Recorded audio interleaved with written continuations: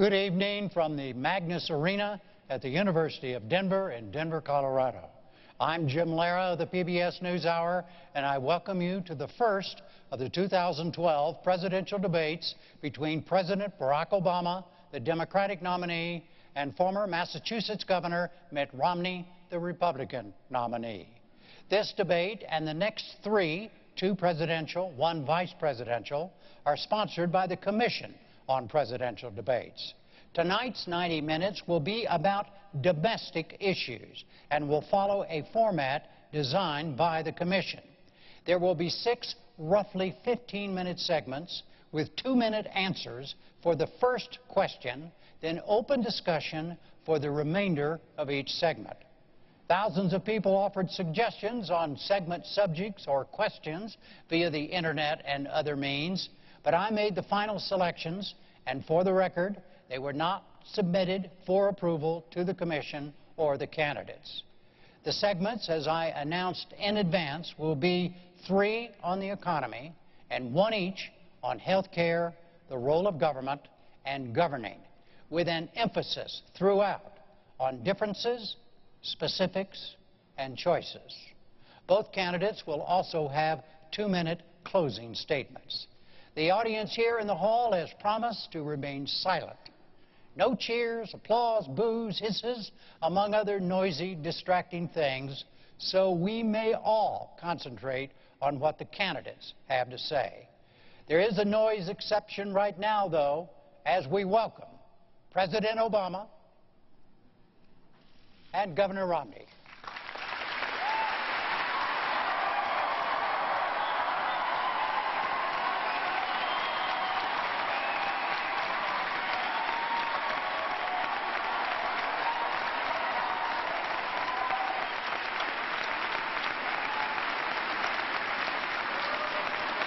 Jim.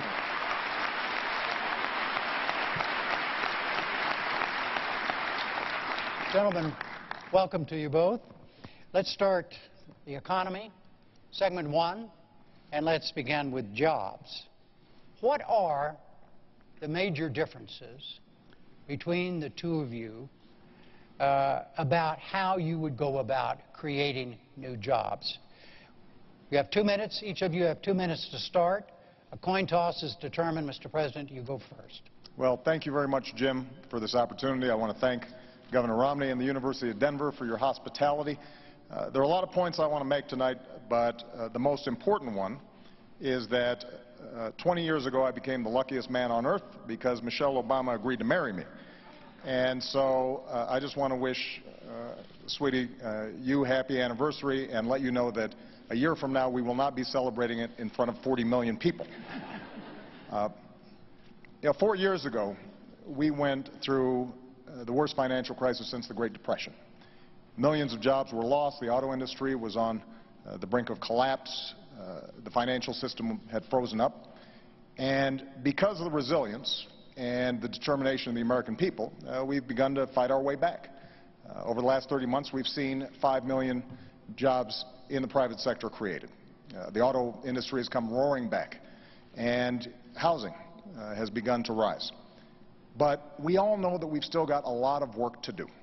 And so the question here tonight is not where we've been, but where we're going. Governor Romney has a perspective that says if we cut taxes skewed towards the wealthy and roll back regulations, that we'll be better off. I've got a different view. I think we've got to invest in education and training.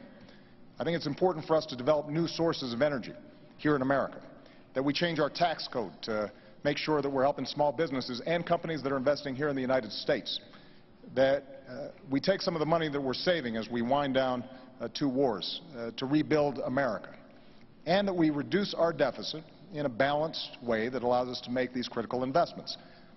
Now, it ultimately is going to be up to the voters, to you, which path we should take. Are we going to double down on the top-down economic policies that help to get us into this mess, or do we embrace a new economic patriotism that says America does best when the middle class does best? And I'm looking forward to having that debate. Governor Romney, 2 minutes. Thank you, Jim. It's an honor to be here with you, and I appreciate the chance to be with the President. I'm pleased to be at the University of Denver. I appreciate their welcome, and also the Presidential Commission on these debates.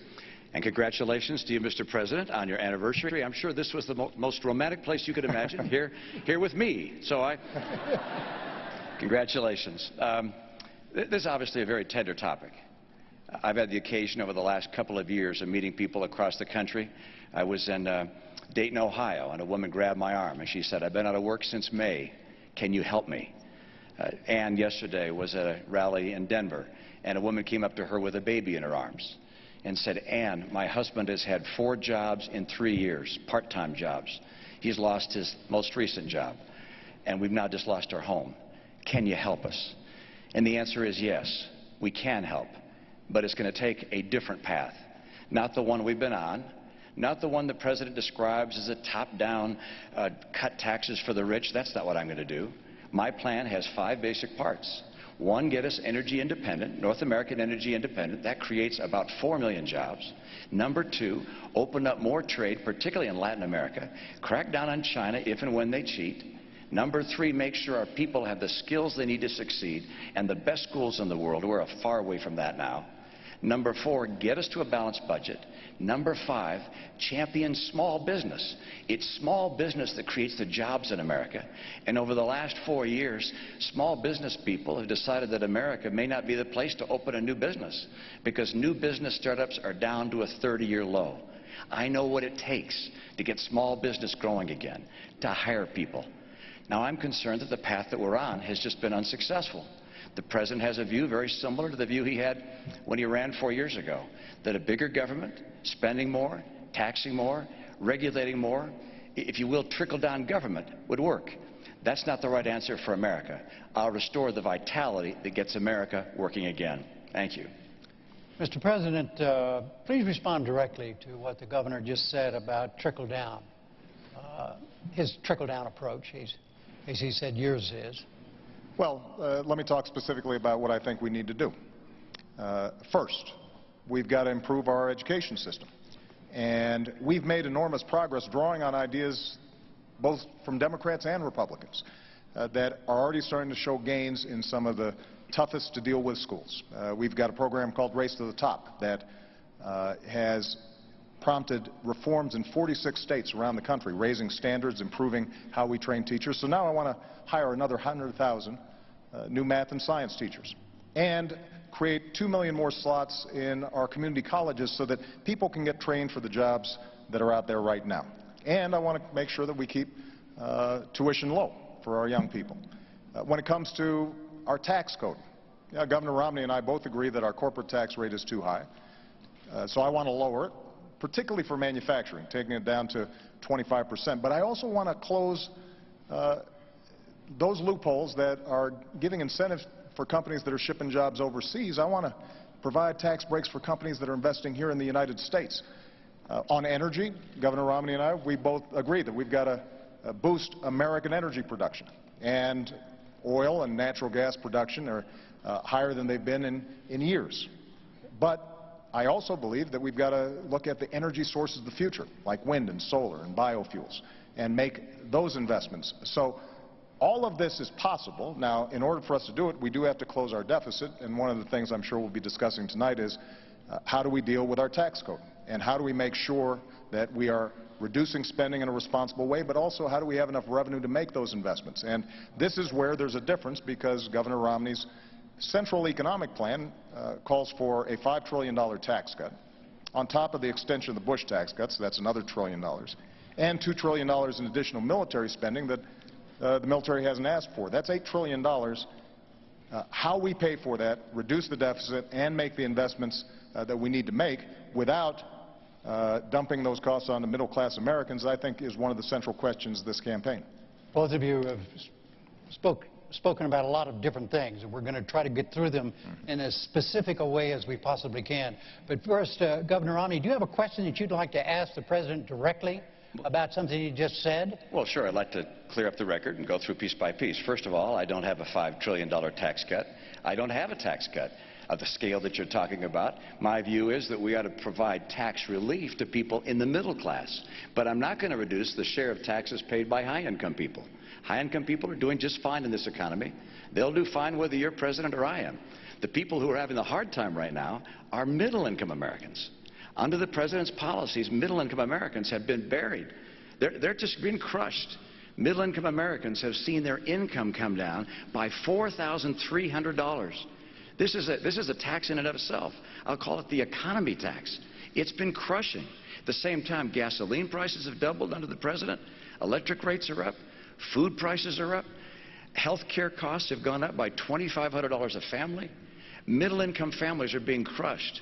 And so the question is how to get them going again, and I've described it. It's energy and trade, the right kind of training programs, balancing our budget, and helping small business. Those are the cornerstones of my plan. But the president mentioned a couple of other ideas. I'll just note. First, education. I agree. Education is key, particularly the future of our economy. But our training programs right now, we've got 47 of them housed in the federal government, reporting to 8 different agencies. Overhead is overwhelming. We've got to get those dollars back to the states and go to the workers so they can create their own pathways to getting the training they need for jobs that will really help them. The second area, taxation. We agree we ought to bring the tax rates down, and I do, both for corporations and for individuals. But in order for us not to lose revenue, have the government run out of money, I also lower deductions and credits and exemptions so that we keep taking in the same money when you also account for growth. The third area, energy. Energy is critical, and the president pointed out correctly that production of oil and gas in the U.S. is up, but not due to his policies, in spite of his policies. Mr. President, all of the increase in natural gas and oil has happened on private land, not on government land. On government land, your administration has cut the number of permits and licenses in half. If I'm president, I'll double them and also get the oil from offshore in Alaska. And I'll bring that pipeline in from Canada. And by the way, I like coal. I'm going to make sure we can continue to burn clean coal. People in the coal industry feel like it's getting crushed by your policies. I want to get America and North America energy independent so we can create those jobs. And finally, with regards to that tax cut, look, I'm not looking to cut massive taxes and to reduce the revenues going to the government. My number one principle is there'll be no tax cut that adds to the deficit. I want to underline that. No tax cut that adds to the deficit. But I do want to reduce the burden being paid by middle-income Americans. And to do that, that also means I cannot reduce the burden paid by high-income Americans. So any language to the contrary is simply not accurate. Mr. President? Well, I think let's talk about taxes because I think it's instructive. Now, 4 years ago when I stood on this stage, I said that I would cut taxes for middle-class families. And that's exactly what I did. We cut taxes for middle-class families by about $3,600. And the reason is because I believe that we do best when the middle class is doing well. And by giving them those tax cuts, they had a little more money in their pocket. And so maybe they can buy a new car. They are certainly in a better position to weather the extraordinary recession that we went through. They can buy a computer for their kid who's going off to college, which means they're spending more money, businesses have more customers, businesses make more profits, and then hire more workers. Now, Governor Romney's proposal that he's been promoting for 18 months calls for a $5 trillion tax cut on top of $2 trillion of additional spending for our military. And he is saying that he is going to pay for it by closing loopholes and deductions. The problem is that he's been asked over 100 times how you would close those deductions and loopholes, and he hasn't been able to identify them. But I'm going to make an important point here, Jim. When you add up all the loopholes and deductions that upper-income individuals are currently taking advantage of, you take those all away, you don't come close to paying for $5 trillion in tax cuts and $2 trillion in additional military spending. And that's why independent studies looking at this said the only way to meet Governor Romney's pledge of not reducing the deficit or not adding to the deficit is by burdening middle-class families. The average middle-class family with children would pay about $2,000 more. Now, that's not my analysis. That's the analysis of economists who have looked at this. And that kind of top-down economics where folks at the top are doing well, so the average person making $3 million is getting a $250,000 tax break, while middle-class families are burdened further, that's not what I believe is a recipe for economic growth. All right. What is the difference? Well, let's just stay on taxes. Right. Yeah, let's just stay on taxes for a moment here. Well, but what is the difference? virtually everything you just said about my tax plan is inaccurate. All right, go. So if the tax plan he described were a tax plan I was asked to support, I'd say absolutely not. I'm not looking for a $5 trillion tax cut. What I've said is I won't put in place a tax cut that adds to the deficit. That's part one. So there's no economist can say Mitt Romney's tax plan adds $5 trillion if I say I will not add to the deficit with my tax plan. Number two, I will not reduce the share paid by high-income individuals. I know that you and your running mate keep saying that, and I know it's a popular thing to say with a lot of people, but it's just not the case. Look, I got 5 boys. I'm used to people saying something that's not always true, but just keep on repeating it and ultimately hoping I'll believe it. But that is not the case, all right? I will not reduce the taxes paid by high-income Americans. And number 3, I will not, under any circumstances, raise taxes on middle-income families. I will lower taxes on middle-income families. Now, you cite a study. There's 6 other studies that looked at the study you described and say it's completely wrong. I saw a study that came out today that said you're going to raise taxes by $3,000 to $4,000 on middle-income families. There are all these studies out there. But let's get to the bottom line. That is, I want to bring down rates. I want to bring the rates down, at the same time lower deductions and exemptions and credits and so forth, so we keep getting the revenue we need. And you think, well, then why lower the rates? And the reason is because small business pays that individual rate.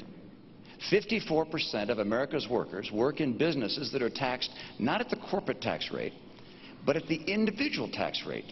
And if we lower that rate, they will be able to hire more people. For me, this is about jobs. Right. This is about getting jobs for the American people. Yeah. Do you challenge what the governor just said about his own plan? Well, for 18 months he's been running on this tax plan. And now, 5 weeks before the election, he's saying that his big, bold idea is never mind. And the fact is that if you are lowering the rates the way you described, Governor, then it is not possible to come up with enough deductions and loopholes that only affect high-income individuals to avoid either raising the deficit or burdening the middle class. It's math. It's arithmetic. Now, Governor Romney and I do share a deep interest in encouraging small business growth. So at the same time that my tax plan has already lowered taxes for 98% of families, I also lowered taxes for small businesses 18 times. And what I want to do is continue the tax rates, the tax cuts that we put into place for small businesses and families. But I have said that for incomes over $250,000 a year, that we should go back to the rates that we had when Bill Clinton was president, when we created 23 million new jobs, went from deficit to surplus, and created a whole lot of millionaires to boot. And the reason this is important is because by doing that, we can not only reduce the deficit, we can not only encourage job growth through small businesses, but we're also able to make the investments that are necessary in education or in energy. And we do have a difference, though, when it comes to definitions of small business. Now, under my plan, 97% of small businesses would not see their income taxes go up. Governor Romney says, well, those top 3%, they're the job creators, they'd be burdened. But under Governor Romney's definition, there are a whole bunch of millionaires and billionaires who are small businesses. Donald Trump is a small business. And I know Donald Trump doesn't like to think of himself as small anything, but that's how you define small businesses if you're getting business income. And that kind of approach, I believe, will not grow our economy, because the only way to pay for it without either burdening the middle class or blowing up our deficit is to make drastic cuts in things like education, making sure that we are continuing to invest in basic science and research, all the things that are helping America grow. And I think that would be a mistake.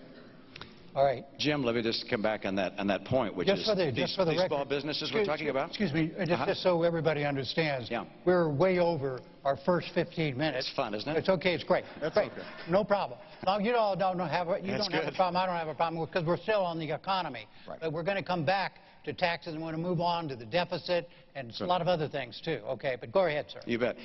Well, Mr. President, you're absolutely right, which is that with regards to 97% of the businesses are not taxed at the 35% tax rate. They're taxed at a lower rate. But those businesses that are in the last 3% of businesses happen to employ half of all the people who work in small business. Those are the businesses that employ 1/4 of all the workers in America. And your plan is to take their tax rate from 35% to 40%. Now, and I talked to a guy who has a very small business. He's in the electronics business in St. Louis. He has 4 employees. He said he and his son calculated how much they pay in taxes. Federal income tax, federal payroll tax, state income tax, state sales tax, state property tax, gasoline tax. It added up to well over 50% of what they earned. And your plan is to take the tax rate on successful small businesses from 35% to 40%. The National Federation of Independent Businesses has said that will cost 700,000 jobs. I don't want to cost jobs. My priority is jobs. And so what I do is I bring down the tax rates, lower deductions and exemptions. The same idea behind Bowles-Simpson, by the way. Get the rates down, lower deductions and exemptions to create more jobs, because there's nothing better for getting us to a balanced budget than having more people working, earning more money, paying more taxes. That's by far the most effective and efficient way to get this budget balanced. Jim, you may want to move on to another topic, but I would just say this to the American people. If you believe that we can cut taxes by $5 trillion and add $2 trillion in additional spending that the military is not asking for, $7 trillion, just to give you a sense, over 10 years, that's more than our entire defense budget. And you think that by closing loopholes and deductions for the well-to-do, somehow you will not end up picking up the tab, then Governor Romney's plan may work for you. But I think math, common sense, and our history shows us that's not a recipe for job growth. Look, we've tried this. We've tried both approaches. The approach that Governor Romney is talking about is the same sales pitch that was made in 2001 and 2003. And we ended up with the slowest job growth in 50 years. We ended up moving from surplus to deficits, and it all culminated in the worst financial crisis since the Great Depression. Bill Clinton tried the approach that I'm talking about. We created 23 million new jobs. We went from deficit to surplus, and businesses did very well. So in some ways, we've got some data on which approach is more likely to create jobs and opportunity for Americans. And I believe that the economy works best when middle-class families are getting tax breaks so that they've got some money in their pockets. And those of us who have done extraordinarily well because of this magnificent country that we live in, that we can afford to do a little bit more to make sure we're not blowing up the deficit. Jim, the President began this segment, so I think I get the last word. So I'm going to take it. You're going to get the first word in the next segment. Well, but he gets the first word of that segment. I get the last word of that segment. I hope. Let me just make this comment. First of all, let me repeat what I said. Right. I'm not in favor of a $5 trillion tax cut. That's not my plan. My plan is not to put in place any tax cut that will add to the deficit. That's point one. So you may keep referring to it as a $5 trillion tax cut, but that's not my plan. Okay. Number two, let's look at history. My plan is not like anything that's been tried before. My plan is to bring down rates, but also bring down deductions and exemptions and credits at the same time, so the revenue stays in, but that we bring down rates to get more people working. My priority is putting people back to work in America. They're suffering in this country. And we talk about evidence. Look at the evidence of the last 4 years. It's absolutely extraordinary. We've got 23 million people out of work or stopped looking for work in this country. All right. We've got, when the President took office, 32 million people on food stamps, 47 million on food stamps today. Economic growth this year, slower than last year, and last year slower than the year before. Going forward with the status quo is not going to cut it for the American people who are struggling today. All right, let's talk. We're still on the economy. This is theoretically now a second segment still on the economy, and specifically on what to do about the federal deficit, the federal debt.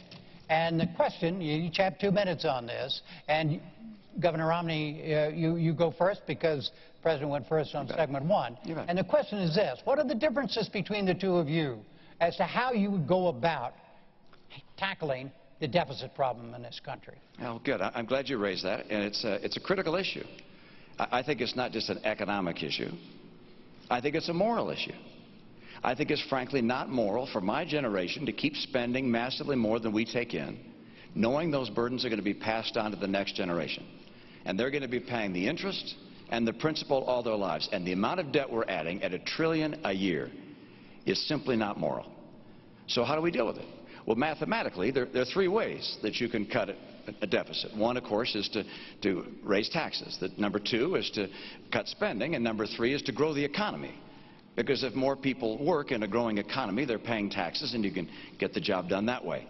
The President would prefer raising taxes. I understand. The problem with raising taxes is that it slows down the rate of growth, and you can never quite get the job done. I want to lower spending and encourage economic growth at the same time. What things would I cut from spending?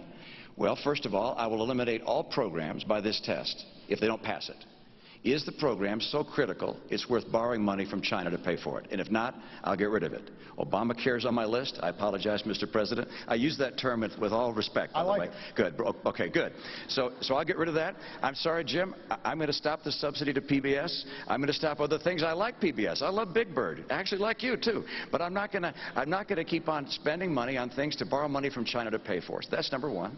Number 2, I'll take programs that are currently good programs, but I think could be run more efficiently at the state level and send them to the state. Number 3, I'll make government more efficient and to cut back the number of employees, combine some agencies and departments. My cutbacks will be done through attrition, by the way. This is the approach we have to take to get America to a balanced budget. The President said he'd cut the deficit in half. Unfortunately, he doubled it. $1 trillion deficits for the last 4 years. The President's put in place as much public debt, almost as much debt held by the public as all prior presidents combined. Mr. President, 2 minutes. When I walked into the Oval Office, I had more than $1 trillion deficit greeting me. And we know where it came from. 2 wars that were paid for on a credit card, 2 tax cuts that were not paid for, and a whole bunch of programs that were not paid for, and then a massive economic crisis. And despite that, what we've said is, yes, we had to take some initial emergency measures to make sure we didn't slip into a Great Depression. But what we've also said is, let's make sure that we are cutting out those things that are not helping us grow. So 77 government programs, everything from aircrafts that the Air Force had ordered but weren't working very well. 18 government programs for education that were well-intentioned but weren't helping kids learn. We went after medical fraud in Medicare and Medicaid very aggressively, more aggressively than ever before, and have saved tens of billions of dollars, $50 billion of waste taken out of the system. And I worked with Democrats and Republicans to cut $1 trillion out of our discretionary domestic budget. That's the largest cut in the discretionary domestic budget since Dwight Eisenhower. Now, we all know that we've got to do more. And so I put forward a specific $4 trillion deficit reduction plan. It's on a website. You can look at all the numbers, what cuts we make and what revenue we raise. And the way we do it is $2.50 for every cut. We ask for $1 of additional revenue, paid for, as I indicated earlier, by asking those of us who have done very well in this country to contribute a little bit more to reduce the deficit. Governor Romney earlier mentioned the Bowles-Simpson Commission. Well, that's how the commission, bipartisan commission that talked about how we should move forward, suggested we have to do it in a balanced way with some revenue and some spending cuts. And this is a major difference that Governor Romney and I have. Let me just finish this point because you're looking for contrast. You know, when Governor Romney stood on a stage with other Republican candidates for the nomination, and he was asked, would you take $10 of spending cuts for just $1 of revenue? And he said no. Now, if you take such an unbalanced approach, then that means you are going to be gutting our investments in schools and education. It means that Governor Romney talked about Medicaid and how we could send it back to the states, but effectively this means a 30% cut in the primary program we help for seniors who are in nursing homes, for kids who are with disabilities. Mr. President, and that is not a right strategy for us to move forward. Way over the 2 minutes. Sorry. Governor, what about Simpson Bowles? Will you support Simpson Bowles? Simpson Bowles, the president should have grabbed that. No, I mean, do you support Simpson Bowles? I have my own plan. It's not the same as Simpson Bowles, but in my view, the president should have grabbed it. If he wanted to make some adjustments to it, take it, go to Congress, fight for it. That's what we've done. Made some adjustments to it, and we're putting it forward before Congress right now. A $4 trillion plan. But you've been president 4 years. You've been president 4 years. Right. You said you cut the deficit in half. It's now 4 years later. We still have trillion-dollar deficits. The CBO says we'll have a trillion-dollar deficit each of the next 4 years. If you're reelected, we'll get to a trillion-dollar debt. I mean, you have said before you'd cut the deficit in half. And I love this idea of $4 trillion in cuts. You found $4 trillion of ways to reduce or to get closer to a balanced budget, except we still show trillion-dollar deficits every year. That doesn't get the job done.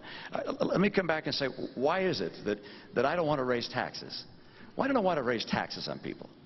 And actually, you said it. Back in 2010, you said, look, I'm going to extend the tax policies that we have. Now, I'm not going to raise taxes on anyone, because when the economy is growing slow like this, when we're in recession, you shouldn't raise taxes on anyone. Well, the economy is still growing slow. As a matter of fact, it's growing much more slowly now than when you made that statement. And so if you believe the same thing, you just don't want to raise taxes on people. And the reality is, it's not just wealthy people. You mentioned Donald Trump. It's not just Donald Trump you're taxing. It's all those businesses that employ 1/4 of the workers in America, these small businesses that are taxed as individuals. You raise taxes and you kill jobs. That's why the National Federation of Independent Businesses said your plan will kill 700,000 jobs. I don't want to kill jobs in this environment. Let me make one more point. Okay, let's let him answer the taxes thing for a moment. Okay. Mr. President. Well, we've had this discussion before. No, about the idea that in order to reduce the deficit, right, there has to be revenue in addition to cuts. There has to be revenue in addition to cuts. Now, Governor Romney has ruled out revenue. He's ruled out revenue. Absolutely. Completely. Okay, so, look, the revenue I get is by more people working, getting higher pay, paying more taxes. That's how we get growth and how we balance the budget. Right. But the idea of taxing people more, putting more people out of work, you'll never get there. You never balance the budget by raising taxes. Spain spends 42% of their total economy on government. Okay. We're now spending 42% of our economy on government. I don't want to go down the path to Spain. I want to go down the path of growth that puts Americans to work with more money coming in because they're working. Yeah. But, Mr. President, you're saying in order to get the job done, it's got to be balanced. If we're serious, we've got to take a balanced, responsible approach. And by the way, this is not just when it comes to individual taxes. Let's talk about corporate taxes. Now, I've identified areas where we can right away make a change that I believe would actually help the economy. The oil industry gets $4 billion a year in corporate welfare. Basically, they get deductions that those small businesses that Governor Romney refers to, they don't get. Now, does anybody think that ExxonMobil needs some extra money when they're making money every time you go to the pump? Why wouldn't we want to eliminate that? Why wouldn't we eliminate tax breaks for corporate jets?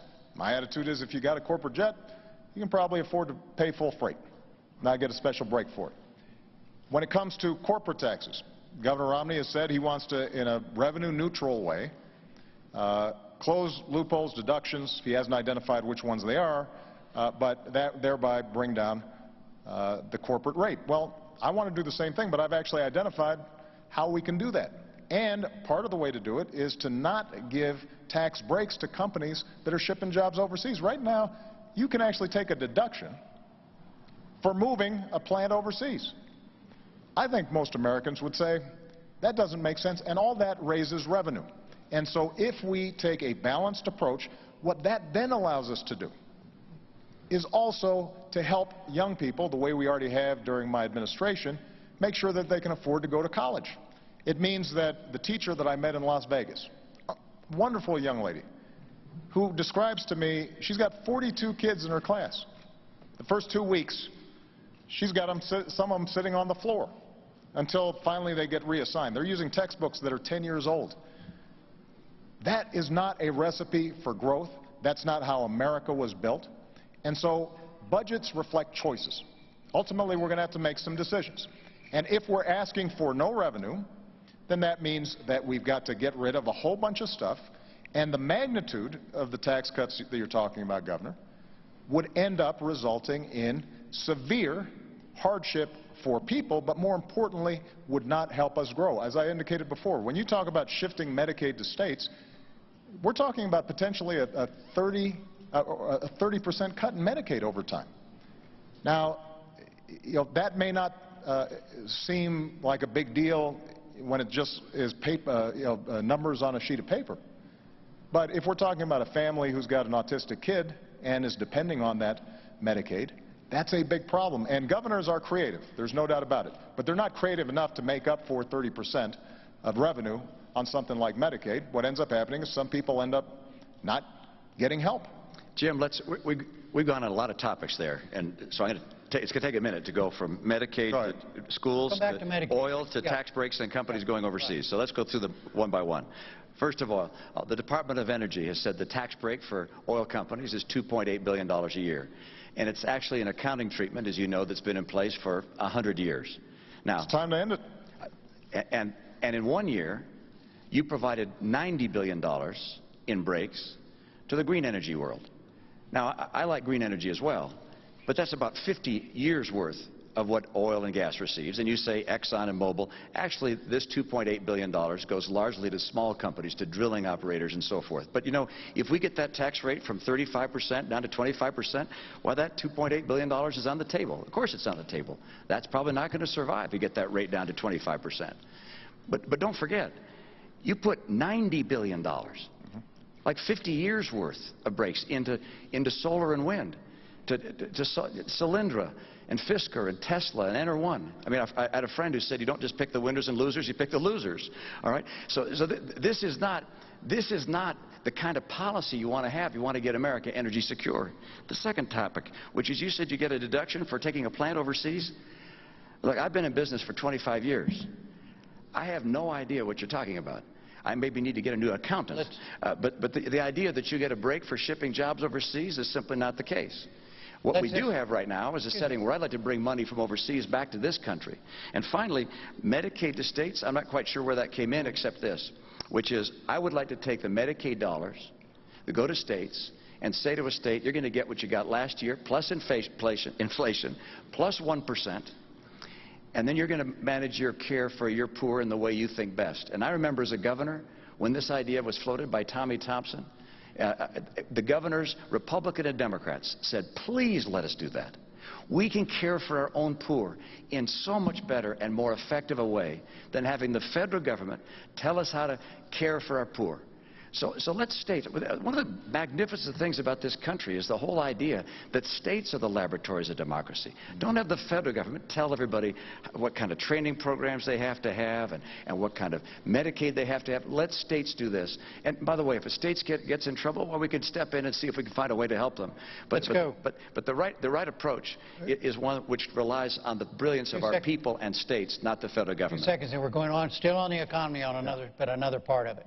Okay. All right. This is segment 3, the economy. Entitlements. First answer goes to you.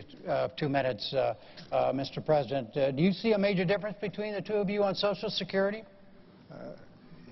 You know, I suspect that on Social Security we've got a somewhat similar position. Social Security is structurally sound. It's going to have to be tweaked the way it was by Ronald Reagan and Democratic Speaker Tip O'Neill. The basic structure is sound. But I want to talk about the values behind Social Security and Medicare. And then talk about Medicare, because that's the big driver of our deficits right now. You know, my grandmother, some of you know, helped to raise me. My grandparents did. My grandfather died a while back. My grandmother died 3 days before I was elected president. And she was fiercely independent. She worked her way up, only had a high school education, started as a secretary, ended up being the vice president of a local bank. And she ended up living alone by choice. And the reason she could be independent was because of Social Security and Medicare. She had worked all her life, put in this money, and understood that there was a basic guarantee, a floor under which she could not go. And that's the perspective I bring when I think about what's called entitlements. The name itself implies some sense of dependency on the part of these folks. These are folks who've worked hard, like my grandmother, and there are millions of people out there who are counting on this. So my approach is to say, how do we strengthen the system over the long term? And in Medicare, what we did was we said, we are going to have to bring down the costs if we're going to deal with our long-term deficits. But to do that, let's look where some of the money is going. $716 billion we were able to save from the Medicare program by no longer overpaying insurance companies, by making sure that we weren't overpaying providers. And using that money, we were actually able to lower prescription drug costs for seniors by an average of $600, and we were also able to make a significant dent in providing them the kind of preventive care that will ultimately save money throughout the system. So the way for us to deal with Medicare in particular is to lower health care costs. When it comes to Social Security, as I said, you don't need a major structural change in order to make sure that Social Security is there for the future. We'll follow up on this. First, Governor Romney, you have 2 minutes on Social Security and entitlements.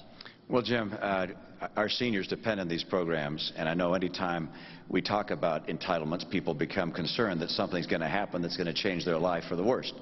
And the answer is neither the President nor I are proposing any changes for any current retirees or near retirees, either to Social Security or Medicare. So if you're 60 or around 60 or older, you don't need to listen any further. But for younger people, we need to talk about what changes are going to be occurring. Oh, I just thought about one. And that is, in fact, I was wrong when I said the President isn't proposing any changes for current retirees. In fact, he is on Medicare. On Social Security, he's not. But on Medicare, for current retirees, he's cutting $716 billion from the program. Now, he says by not overpaying hospitals and providers, actually just going to them and saying, we're going to reduce the rates you get paid across the board. Everybody's going to get a lower rate. That's not just going after places where there's abuse. That's saying we're cutting the rates. Some 15% of hospitals and nursing homes say they won't take any more Medicare patients under that scenario. We also have 50% of doctors who say they won't take more Medicare patients. We have 4 million people on Medicare Advantage that will lose Medicare Advantage because of those $716 billion in cuts. I can't understand how you can cut Medicare $716 billion for current recipients of Medicare. Now, you point out, well, we're putting some back. We're going to give a better prescription program. That's $1 for every 15 you've cut. They're smart enough to know that's not a good trade. I want to take that $716 billion you've cut and put it back into Medicare. By the way, we can include a prescription program if we need to improve it. But the idea of cutting $716 billion from Medicare to be able to balance the additional cost of Obamacare is, in my opinion, a mistake. And with regards to young people coming along, I've got proposals to make sure Medicare and Social Security are there for them without any question. Mr. President. First of all, I think it's important for Governor Romney to present this plan that he says will only affect folks in the future. And the essence of the plan is that he would turn Medicare into a voucher program. It's called premium support, but it's understood to be a voucher program. And you don't support that? I don't, and let me explain why. Again, that's for future people, right? Not for current retirees. So if you're 54 or 55, you might want to listen, because this will affect you. The idea, which was originally presented by Congressman Ryan, your running mate, is that we would give a voucher to seniors, and they could go out in the private marketplace and buy their own health insurance. The problem is that because the voucher wouldn't necessarily keep up with health care inflation, it was estimated that this would cost the average senior about $6,000 a year. Now, in fairness, what Governor Romney has now said is he'll maintain traditional Medicare alongside it. But there's still a problem, because what happens is those insurance companies are pretty clever at figuring out who are the younger and healthier seniors. they recruit them, leaving the older, sicker seniors in Medicare. And every healthcare economist who looks at it says over time what will happen is the traditional Medicare system will collapse. And then what you've got is folks like my grandmother at the mercy of the private insurance system, precisely at the time when they are most in need of decent health care. So I don't think vouchers are the right way to go. And this is not my only my opinion. AARP thinks that the savings that we obtained from Medicare bolstered the system, lengthened the Medicare trust fund by 8 years. Benefits were not affected at all. And ironically, if you repeal Obamacare, and I have become fond of this term, Obamacare, if you repeal it, what happens is those seniors right away are going to be paying $600 more in prescription care. They're now going to have to be paying copays for basic checkups that can keep them healthier. And the primary beneficiary of that repeal are insurance companies that are estimated to gain billions of dollars back when they aren't making seniors any healthier. And I don't think that's the right approach when it comes to making sure that Medicare is stronger over the long term. We'll talk about specifically about health care in a moment, but do you support the voucher system, Governor? What I support is no change for current retirees and near retirees to Medicare, and the President supports taking $716 billion out of that program. What about the voucher? So that's number one. All right. Number two is for people coming along that are young. What I do to make sure that we can keep Medicare in place for them is to allow them to either to choose the current Medicare program or a private plan, their choice. They get to choose, and they'll have at least 2 plans that will be entirely at no cost to them. So they don't have to pay additional money, no additional $6,000. That's not going to happen. They'll have at least 2 plans. And by the way, if the government can be as efficient as the private sector and offer premiums that are as low as the private sector, people will be happy to get traditional Medicare, or they'll be able to get a private plan. I know my own view is I'd rather have a private plan. I'd just as soon not have the government telling me what kind of health care I get. I'd rather be able to have an insurance company. If I don't like them, I can get rid of them and find a different insurance company. But people will make their own choice. The other thing we have to do to save Medicare, we have to have the benefits high for those that are low income, but for higher income people, we're going to have to lower some of the benefits. We have to make sure this program is there for the long term. That's the plan that I put forward. And by the way, the idea came not even from Paul Ryan or Senator Wyden, who's a co-author of the bill with Paul Ryan in the Senate, but also it came from Bill Clinton's chief of staff. This is an idea that's been around a long time, which is saying, hey, let's see if we can't get competition into the Medicare world so that people can get the choice of different plans at lower cost, better quality, I believe, in competition. Jim, if I can just respond very quickly. First of all, every study has shown that Medicare has lower administrative costs than private insurance does, which is why seniors are generally pretty happy with it. And private insurers have to make a profit. Nothing wrong with that. That's what they do. And so you've got higher administrative costs plus profit on top of that. And if you are going to save any money through what Governor Romney is proposing, what has to happen is that the money has to come from somewhere. And when you move to a voucher system, you are putting seniors at the mercy of those insurance companies. And over time, if traditional Medicare has decayed or fallen apart, then they're stuck. And this is the reason why AARP has said that your plan would weaken Medicare substantially. And that's why they were supportive of the approach that we took. One last point I want to make. We do have to lower the cost of health care, not just in Medicare and Medicaid. Talk about that in a minute. But overall. Oh, okay. And so that's a big topic. Can we stay on Medicare? I want to get to it, but all I want to do is very quickly before we leave the economy. Let's get back to Medicare. The President said that the government can provide the service at lower cost and without a profit. All right. If that's the case, then it will always be the best product that people can purchase. But my experience is the private sector typically is able to provide a better product at a lower cost. Can the two of you agree that the voters have a choice, a clear choice between the two of you on Medicare? Absolutely. All right. So to finish quickly, briefly on the economy, what is your view about the level of federal regulation of the economy right now? Is there too much? And in your case, Mr. President, should there be more? Beginning with you, This is not a new 2-minute segment. Just start, and we'll go for a few minutes, and then we're going to go to health care, okay? Regulation is essential. You can't have a free market work if you don't have regulation. As a business person, I had to have I need to know the regulations. I needed them there. You couldn't have people opening up banks in their garage and making loans. I mean, you have to have regulations so that you can have an economy work. Every free economy has good regulation. At the same time, regulation can become excessive. Is it excessive now, Well, do you think? in some places, yes. Like In other where? places, no. It can become out of date. And what's happened with some of the legislation that's been passed during the president's term, you've seen regulation become excessive, and it's hurt the economy. Let me give you an example. Dodd-Frank was passed, and it includes within it a number of provisions that I think has some unintended consequences that are harmful to the economy. One is it designates a number of banks as too big to fail, and they're effectively guaranteed by the federal government. This is the biggest kiss that's been given to New York banks I've ever seen. This is an enormous boon for them. There have been 122 community and small banks have closed since Dodd-Frank.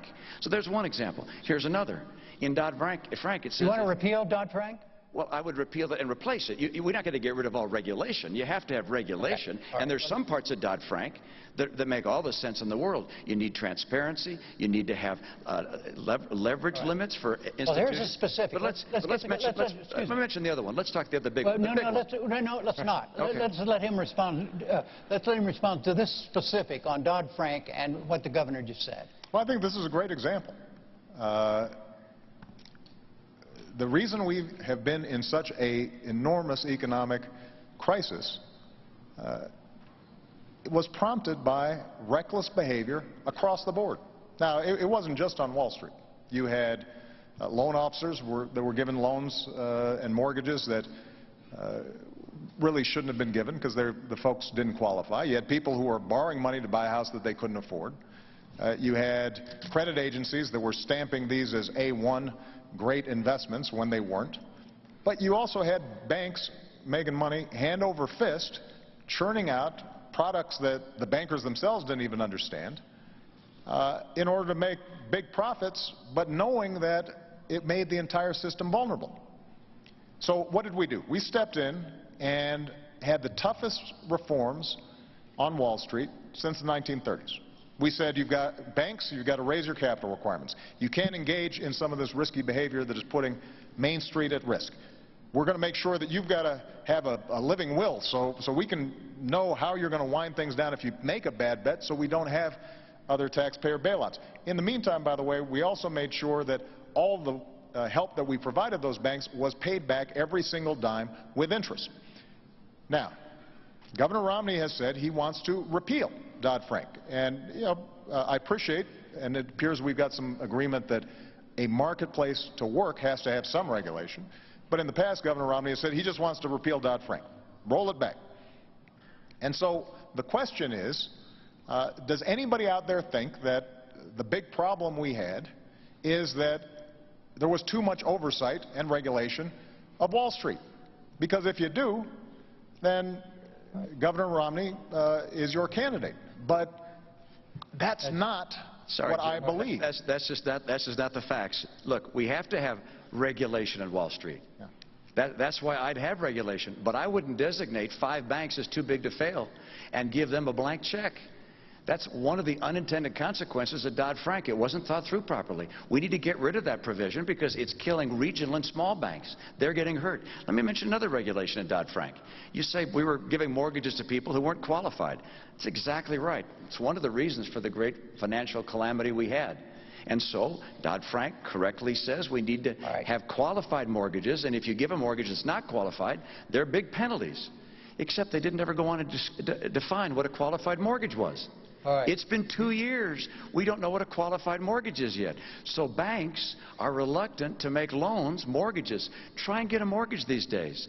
It's hurt the housing market because Dodd-Frank didn't anticipate putting in place the kinds of regulations you have to have. It's not that Dodd-Frank always was wrong with too much regulation. Sometimes they didn't come out with the clear regulation. I will make sure we don't hurt the functioning of our marketplace and our businesses because I want to bring back housing and get good jobs. All right, I think we have another clear difference between the two of you. Now let's move to health care, where I know there is a clear difference, and that has to do with the Affordable Care Act, Obamacare, and it's a two-minute new segment, and that means 2 minutes each, and you go first, Governor Romney. You want it repealed. You want the Affordable Care Act repealed. Why? I sure do. Well, in part, it comes again from my experience. I was in New Hampshire. A woman came to me and she said, look, I can't afford insurance for myself or my son. I met a couple in Appleton, Wisconsin, and they said, we're thinking of dropping our insurance. We can't afford it. And the number of small businesses I've gone to that are saying they're dropping insurance because they can't afford it, the cost of health care is just prohibitive, and we've got to deal with cost. And unfortunately, when you look at Obamacare, the Congressional Budget Office has said it will cost $2,500 a year more than traditional insurance. So it's adding to cost. And as a matter of fact, when the president ran for office, he said that by this year he would have brought down the cost of insurance for each family by $2,500 a family. Instead, it's gone up by that amount. So it's expensive. Expensive things hurt families. So that's one reason I don't want it. Second reason, it cuts $716 billion from Medicare to pay for it. I want to put that money back in Medicare for our seniors. Number three, it puts in place an unelected board that's going to tell people ultimately what kind of treatments they can have. I don't like that idea. Fourth, there was a survey done of small businesses across the country. It said, what's been the effect of Obamacare on your hiring plans? And 3/4 of them said it makes us less likely to hire people. I just don't know how the president could have come into office facing 23 million people out of work, rising unemployment, an economic crisis at the kitchen table, and spend his energy and passion for 2 years fighting for Obamacare instead of fighting for jobs for the American people. It has killed jobs. And the best course for health care is to do what we did in my state, craft a plan at the state level that fits the needs of the state, and then let's focus on getting the cost down for people rather than raising it with the $2,500 additional premium. Mr. President, the argument against repeal. Well, 4 years ago when I was running for office, I was traveling around and having those same conversations that Governor Romney talks about. And it wasn't just that small businesses were seeing costs skyrocket and they couldn't get affordable coverage even if they wanted to provide it to their employees.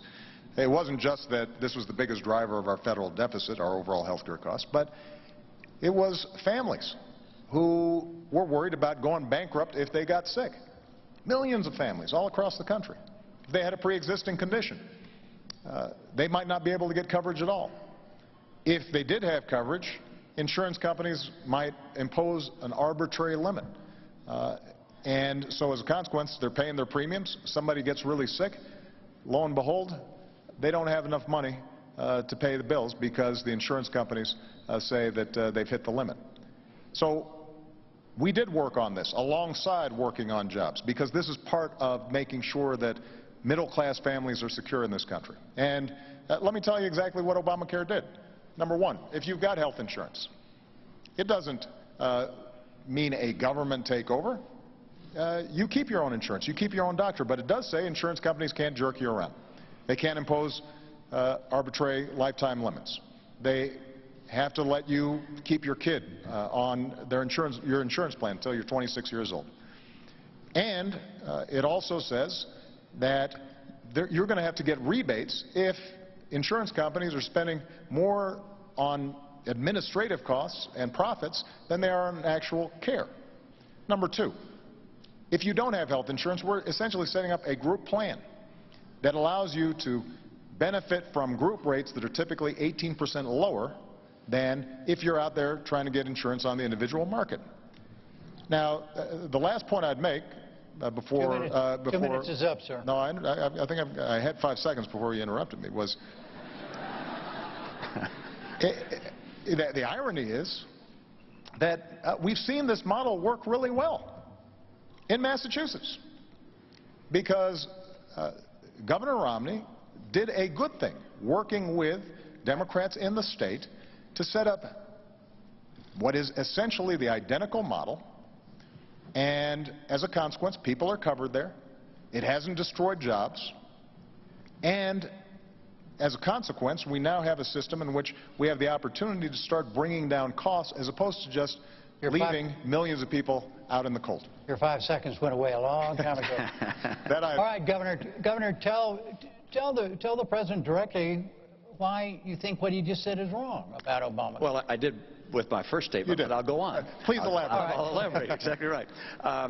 First of all, I like the way we did it in Massachusetts. I like the fact that in my state we had Republicans and Democrats come together and work together. What you did instead was to push through a plan without a single Republican vote. As a matter of fact, when Massachusetts did something quite extraordinary, elected a Republican senator to stop Obamacare, you pushed it through anyway. So entirely on a partisan basis, instead of bringing America together and having a discussion on this important topic, you pushed through something that you and Nancy Pelosi and Harry Reid thought was the best answer and drove it through. What we did in a legislature 87% Democrat, we were together. 200 legislators in my legislature. Only 2 voted against the plan by the time we were finished. What were some differences? We didn't raise taxes. You've raised them by $1 trillion under Obamacare. We didn't cut Medicare. Of course, we don't have Medicare, but we didn't cut Medicare by $716 billion. We didn't put in place a board that can tell people ultimately what treatments they're going to receive. We didn't also do something that I think a number of people across this country recognize, which is put people in a position where they're going to lose the insurance they had and they wanted. Right now, the CBO says up to 20 million people will lose their insurance as Obamacare goes into effect next year. And likewise, a study by McKinsey and Company of American businesses said 30% of them are anticipating dropping people from coverage. So for those reasons, for the tax, for Medicare, for this board, and for people losing their insurance, this is why the American people don't want Medicare, don't want Obamacare. It's why Republicans said, do not do this, and the Republicans had the plan. They put a plan out. They put out a plan, a bipartisan plan. It was swept aside. I think something this big, this important, has to be done on a bipartisan basis. And we have to have a president who can reach across the aisle and fashion important legislation with the input from both parties. Governor Romney said this has to be done on a bipartisan basis. This was a bipartisan idea. In fact, it was a Republican idea. And Governor Romney, at the beginning of this debate, wrote and said, what we did in Massachusetts could be a model for the nation. And I agree that the Democratic legislators in Massachusetts might have given some advice to Republicans in Congress about how to cooperate. But the fact of the matter is, we use the same advisors, and they say it's the same plan. When Governor Romney talks about this board, for example, unelected board that we've created, what this is a group of healthcare experts, doctors, etc., to figure out how can we reduce the cost of care in the system overall. Because there are 2 ways of dealing with our healthcare crisis.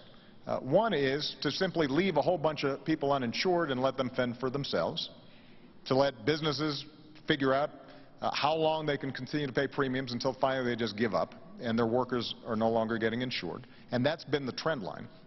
Or alternatively, we can figure out how do we make the cost of care more effective. And there are ways of doing it. So at Cleveland Clinic, one of the best healthcare systems in the world, they actually provide great care cheaper than average. And the reason they do is because they do some smart things. They say, if a patient's coming in, let's get all the doctors together at once, do 1 test instead of having the patient run around with 10 tests. Let's make sure that we're providing preventive care, so we're catching the onset of something like diabetes. Let's pay providers on the basis of performance as opposed to on the basis of how many procedures they've engaged in. Now, so what this board does is basically identifies best practices and says, let's use the purchasing power of Medicare and Medicaid to help to institutionalize all these good things that we do. And the fact of the matter is that when Obamacare is fully implemented, we're going to be in a position to show that costs are going down. And over the last 2 years, health care premiums have gone up. It's true, but they've gone up slower than any time in the last 50 years. So we're already beginning to see progress. In the meantime, folks out there with insurance, you're already getting a rebate. Let me make one last point. Governor Romney says we should replace it. I'm just going to repeal it, but we can replace it with something. But the problem is he hasn't described what exactly we'd replace it with, other than saying we're going to leave it to the states. But the fact of the matter is that some of the prescriptions that he's offered, like letting you buy insurance across state lines, there's no indication that that somehow is going to help somebody who's got a pre-existing condition be able to finally buy insurance. In fact, it's estimated that by repealing Obamacare, you're looking at 50 million people losing health insurance at a time when it's vitally important. Let's let the governor explain what you would do if Obamacare is repealed. How would you replace it? Actually, it's a lengthy description, but number one, pre-existing conditions are covered under my plan. Number two, young people are able to stay on their family plan. That's already offered in the private marketplace. You don't have to have the government mandate that for that to occur. But let's come back to something the President and I agree on, which is the key task we have in health care is to get the cost down so it's more affordable for families. And then he has as a model for doing that a board of people at the government, an unelected board, appointed board, who are going to decide what kind of treatment you ought to have. In my opinion, the government is not effective in bringing down the cost of almost anything. As a matter of fact, free people and free enterprises trying to find ways to do things better are able to be more effective in bringing down the cost than the government will ever be. Your example of the Cleveland Clinic is my case in point, along with several others I could describe. This is the private market. These are enterprises competing with each other, learning how to do better and better jobs. I used to consult to businesses, to hospitals and to healthcare providers. I was astonished at the creativity and innovation that exists in the American people. In order to bring the cost of health care down, we don't need to have a board of 15 people telling us what kinds of treatments we should have. We instead need to put insurance plans, providers, hospitals, doctors on target such that they have an incentive, as you say, performance pay for doing an excellent job for keeping costs down, and that's happening. Intermountain Healthcare does it superbly well. Mayo Clinic is doing it superbly well. Cleveland Clinic, others. But the right answer is not to have the federal government take over health care and start mandating to the providers across America, telling a patient and a doctor what kind of treatment they can have. That's the wrong way to go. The private market and individual responsibility always work best. Let me just point out, first of all, this board that we're talking about can't make decisions about what treatments are given. That's explicitly prohibited in the law.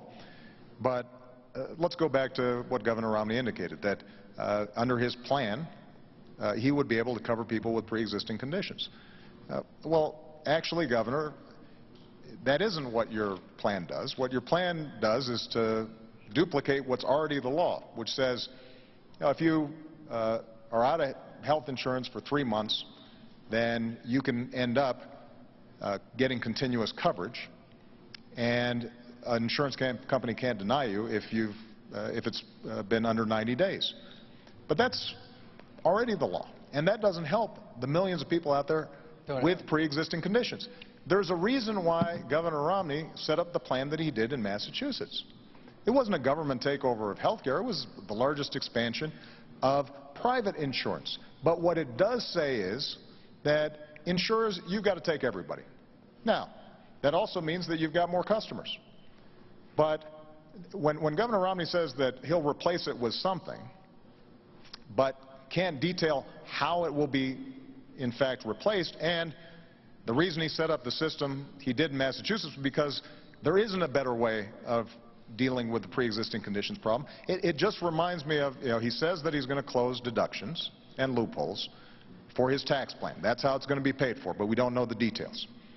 He says that he's going to replace Dodd-Frank, Wall Street reform, but we don't know exactly which ones. He won't tell us. He now says he's going to replace Obamacare and assure that all the good things that are in it are going to be in there, and you don't have to worry. And at some point, I think the American people have to ask themselves, is the reason that Governor Romney is keeping all these plans to replace secret because they're too good? Is it because that somehow middle-class families are going to benefit too much from them?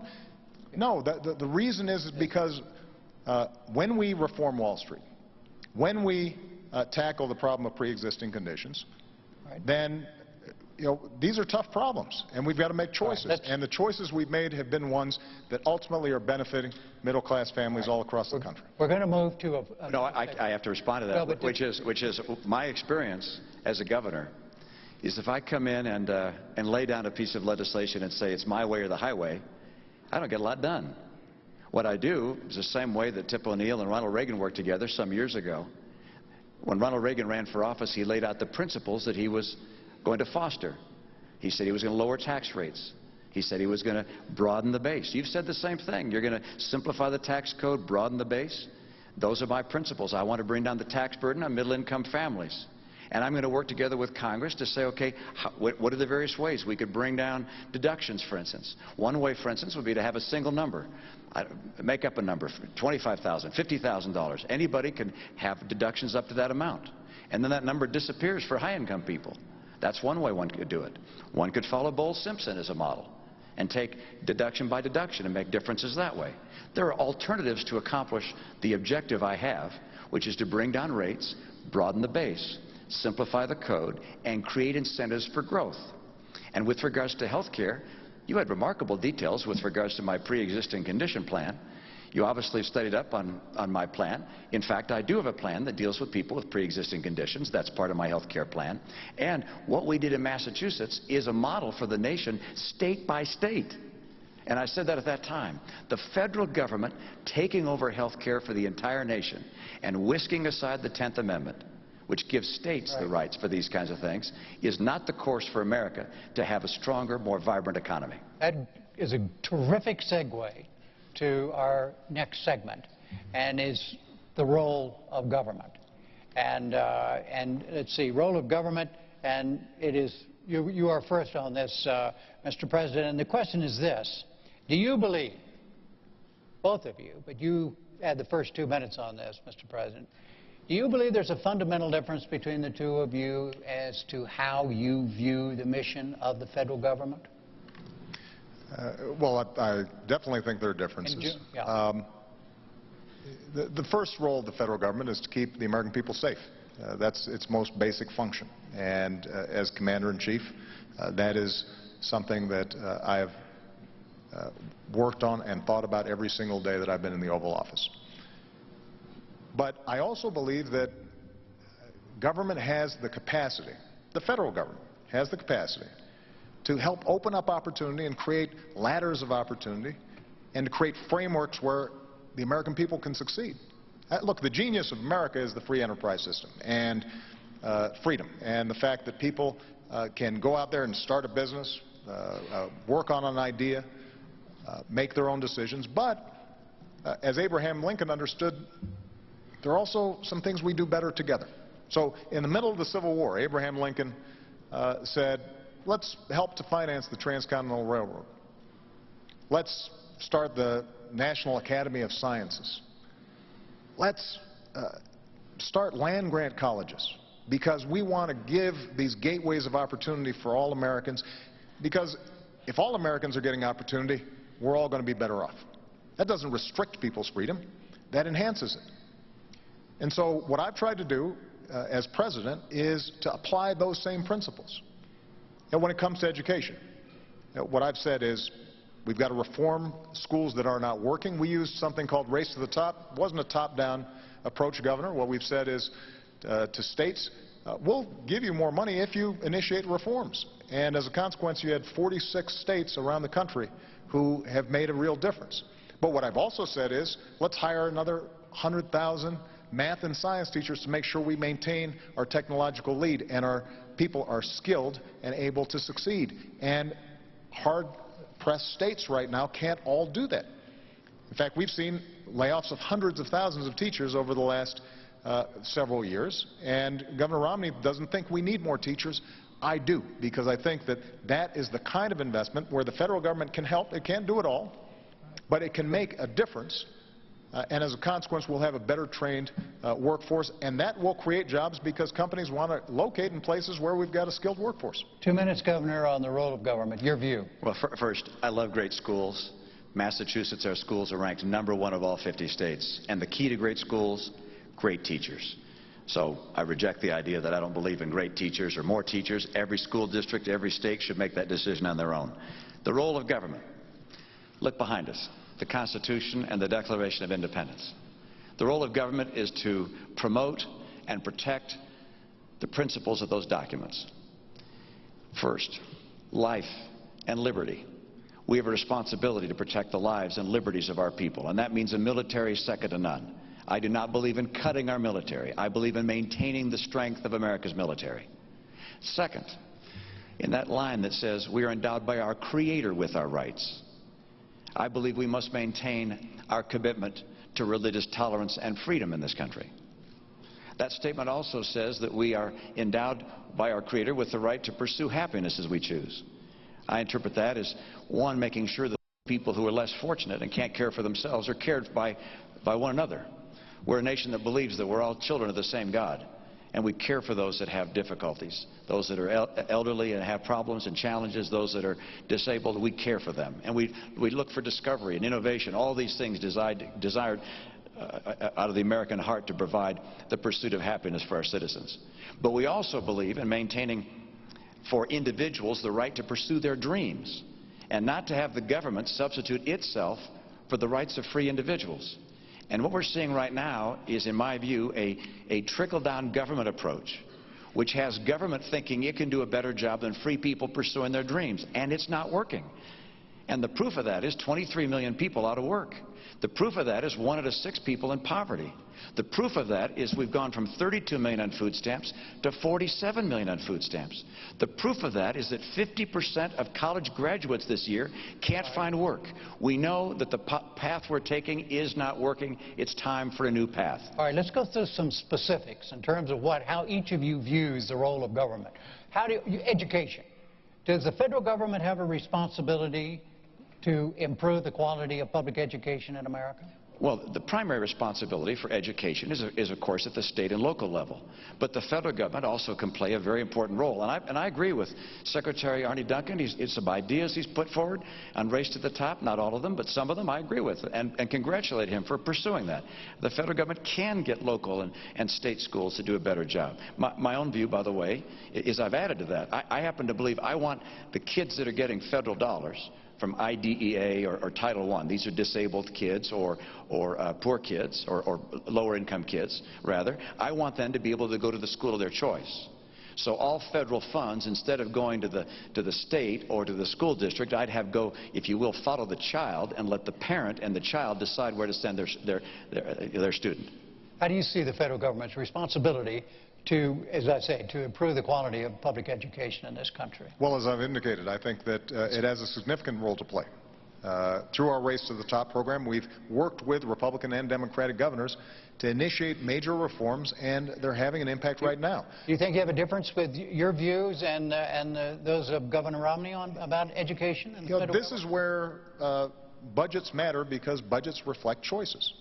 So when Governor Romney indicates that he wants to cut taxes and potentially benefit folks like me and him, and to pay for it, we're having to initiate significant cuts in federal support for education. That makes a difference. You know, his running mate, Congressman Ryan, put forward a budget that reflects many of the principles that Governor Romney's talked about. And it wasn't very detailed.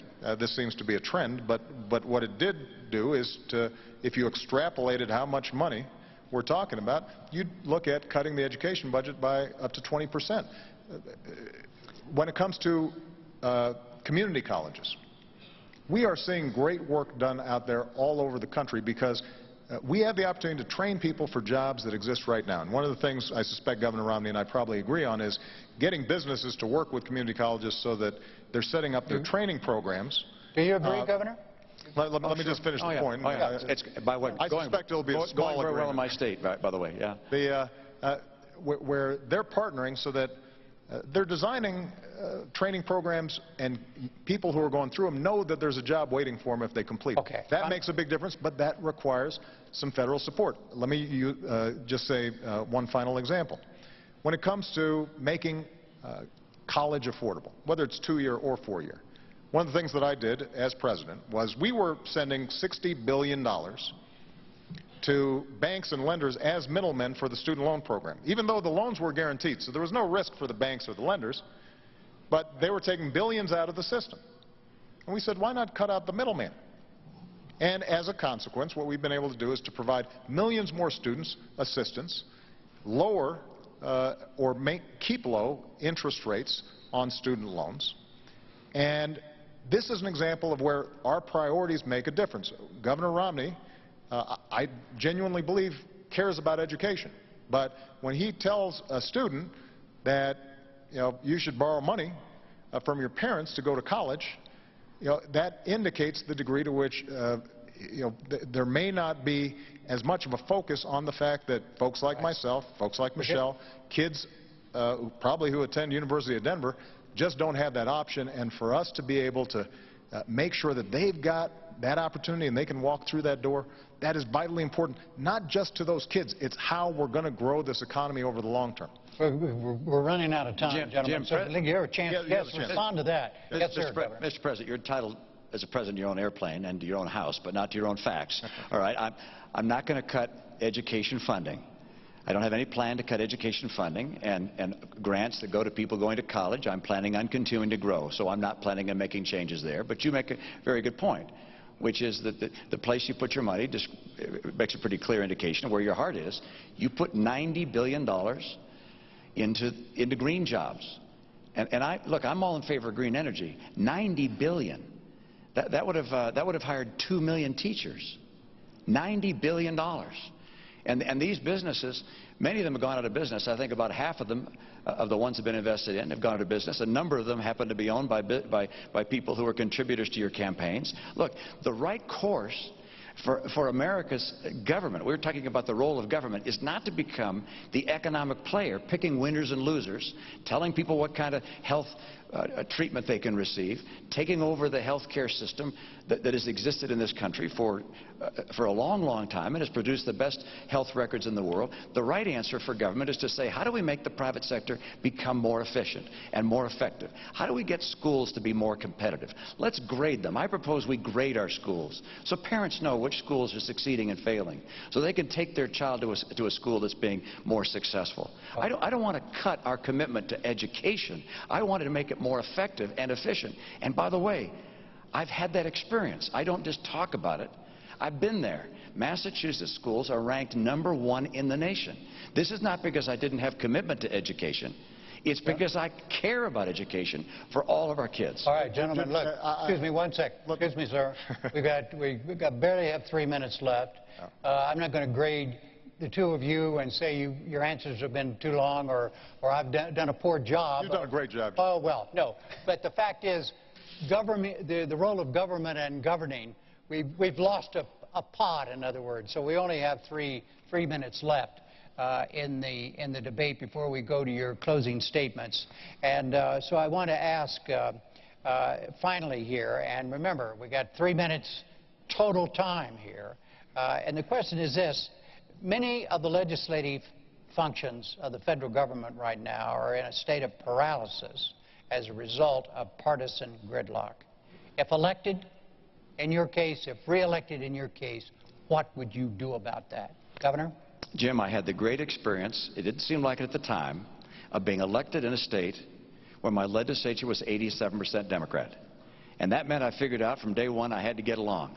And I had to work across the aisle to get anything done. We drove our schools to be #1 in the nation.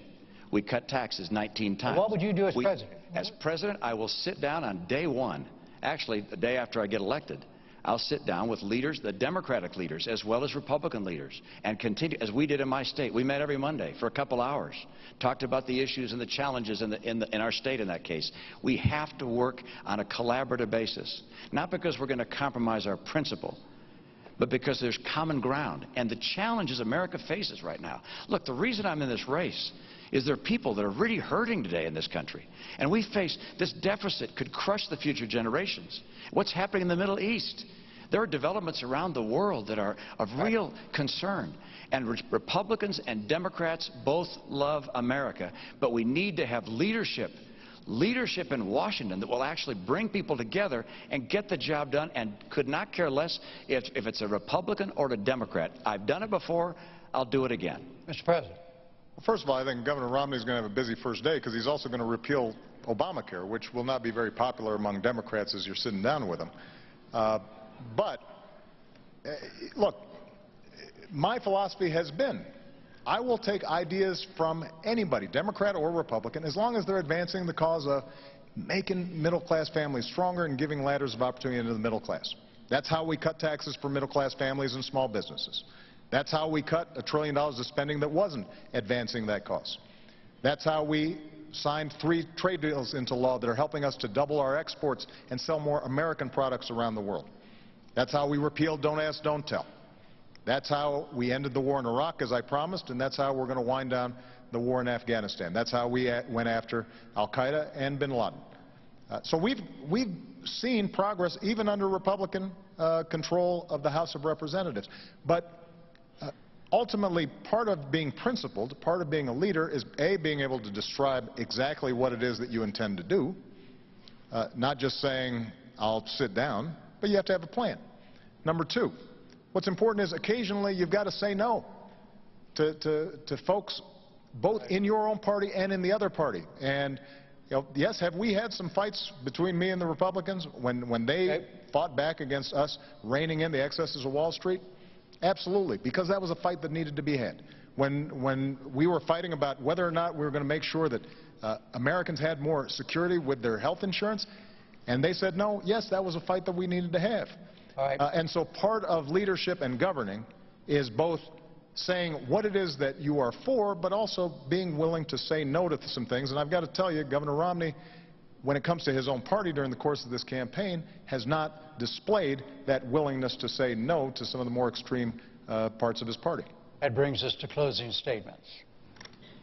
There's a coin toss. Governor Romney, you won the toss, and you elected to go last, so you have a closing 2 minutes, Mr. President. Well, Jim, I want to thank you, and I want to thank Governor Romney, because I think this was a terrific debate, and I very much appreciate it. And I want to thank the University of Denver. 4 years ago, we were going through a major crisis. And yet, my faith and confidence in the American future is undiminished. And the reason is because of its people. Because the woman I met in North Carolina who decided at 55 to go back to school because she wanted to inspire her daughter and now has a job from that new training that she's gotten. Because a company in Minnesota who was willing to give up salaries and perks for their executives to make sure that they didn't lay off workers during a recession. The auto workers that you meet in Toledo or Detroit take such pride in building the best cars in the world, not just because of the paycheck, but because it gives them that sense of pride that they're helping to build America. And so the question now is, how do we build on those strengths? And everything that I've tried to do, and everything that I'm now proposing for the next 4 years in terms of improving our education system or developing American energy, or making sure that we're closing loopholes for companies that are shipping jobs overseas and focusing on small business companies that are creating jobs here in the United States, or closing our deficit in a responsible, balanced way that allows us to invest in our future. All those things are designed to make sure that the American people, their genius, their grit, their determination is channeled, and they have an opportunity to succeed. And everybody's getting a fair shot, and everybody's getting a fair share. Everybody's doing a fair share, and everybody's playing by the same rules. 4 years ago, I said that I'm not a perfect man and I wouldn't be a perfect president, and that's probably a promise that Governor Romney thinks I've kept. But I also promised that I'd fight every single day on behalf of the American people, and the middle class, and all those who are striving to get in the middle class. I've kept that promise, and if you'll vote for me, then I promise I'll fight just as hard in a second term. Governor Romney, your 2-minute closing.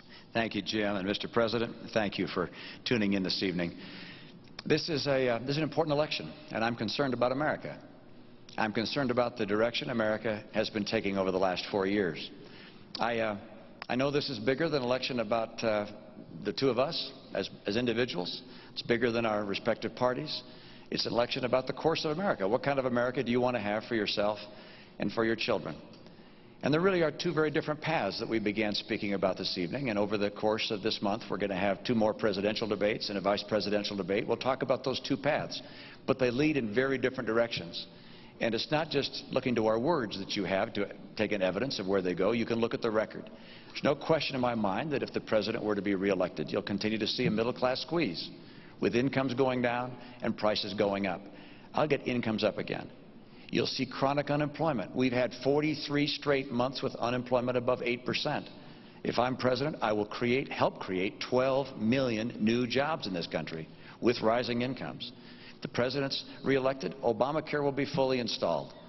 In my view, that's going to mean a whole different way of life for people who counted on the insurance plan they had in the past. Many will lose it. You're going to see health premiums go up by some $2,500 per family. If I'm elected, we won't have Obamacare.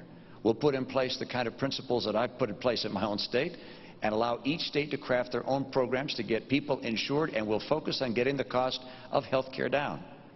If the president were to be reelected, you're going to see a $716 billion cut to Medicare.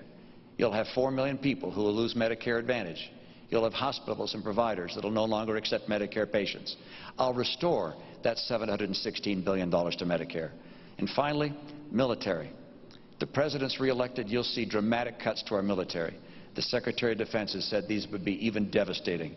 I will not cut our commitment to our military.